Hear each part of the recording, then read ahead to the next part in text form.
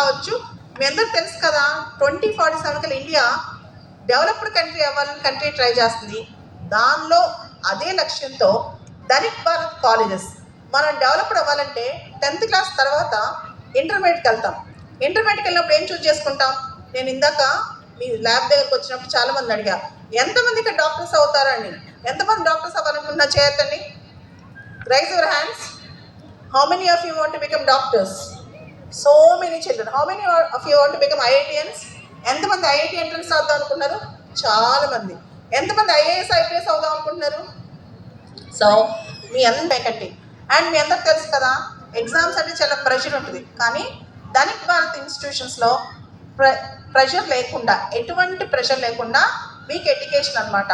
And మీ అందరికీ తెలుసు, ఫ్యూచర్లో కొత్త టెక్నాలజీస్ వస్తాయి. వచ్చే 10 yearsలో మనందరినీ రూల్ చేసే టెక్నాలజీ పేరు చెప్పండి. ఎలా తెలుసు ఏఐ అని? How do you know that is artificial intelligence? ఎలా తెలుసు?